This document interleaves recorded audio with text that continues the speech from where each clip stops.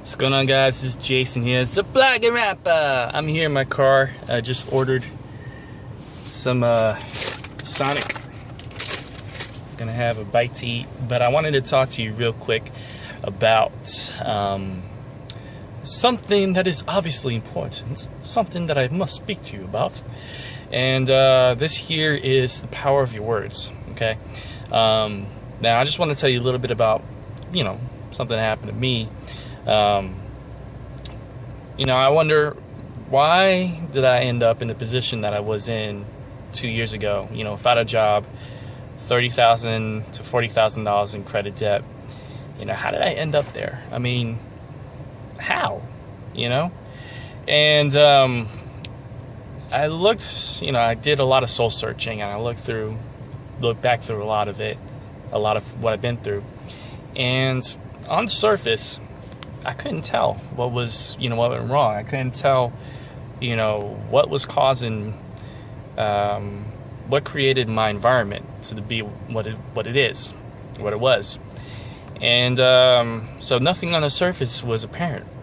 But then I realized, after more soul searching, after just digging through conversations that I've had in the past, remembering things, I realized that it wasn't in the surface. Anything, I didn't go through any tragedies in my life. I didn't have any tragic instances. I didn't, nothing that would cause me to be in the position I was in.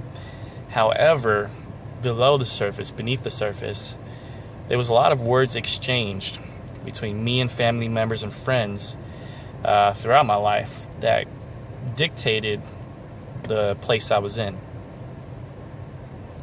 I don't know if you understand what I'm saying here, but it wasn't anything physical.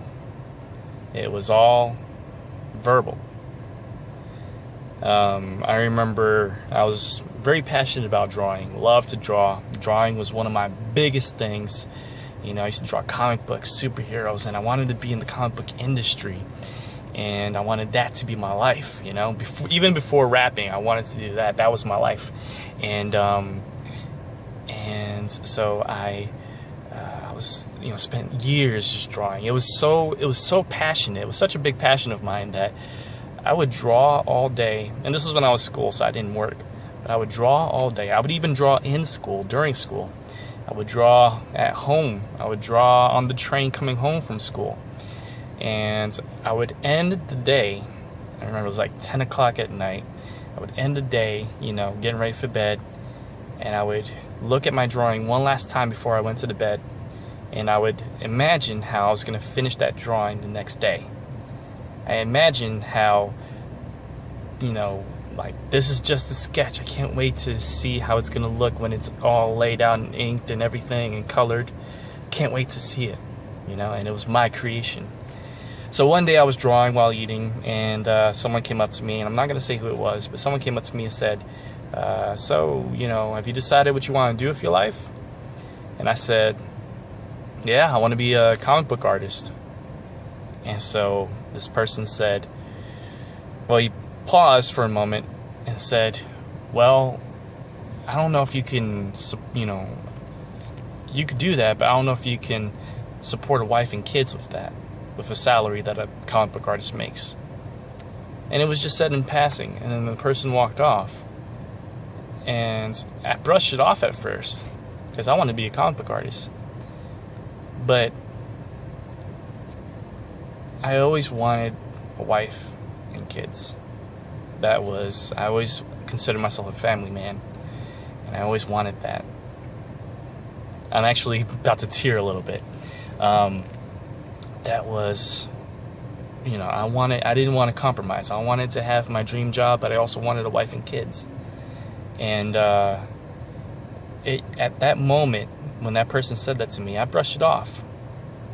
But it stuck. Slowly, little by little, it declined. My love, my interest for drawing declined. And I raised and knew people that actually are in the professional industry of comic book design right now. But I gave it up.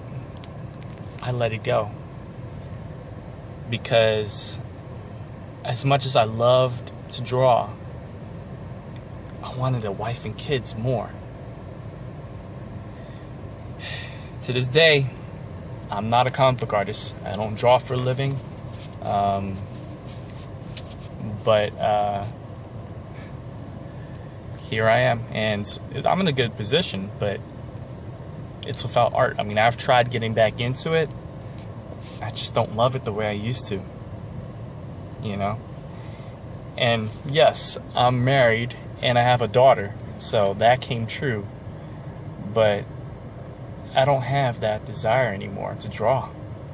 And that would have been awesome for me. I mean, maybe I wouldn't have been a millionaire. Maybe I wouldn't have made tons of cash. But I think life is not measured in how much money you make, but, being able to live out your dreams, being able to do what you want to do. So the dollar figure doesn't really matter. It's making sure that you're in the position you want to be in. And I wanted to be a comic book artist. It never happened. So, even though at that moment when that person told me what they told me, I brushed it off, those words were like poison to me. It sucked away the life of the dream that I had, and it removed it from me. And admittedly, I can't blame the person for this. I intentionally let it go. But if those words were never said to me, where would I be now? So I'm saying all this to tell you, be careful what you say. Not just to others, but to yourself.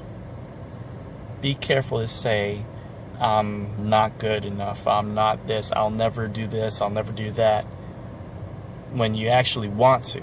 Never feed yourself poison.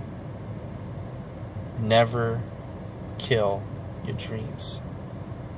Be careful, because words mean everything. When you speak it to yourself or to someone else, it gets put in the person's mind or your mind, and it festers and it dwells and it stirs. And if they're bad words, if they're words that cause you to doubt, then that's going to turn into something. And if you don't want that to happen to you, you better be careful. So be careful of what you say. Subscribe to my channel if you're new. I post updates and so on and so forth. And click the link below, thebloggingrapper.com/7daydream, and get started for free today. And let's build something here, guys. I want to empower you, and I want to bless you.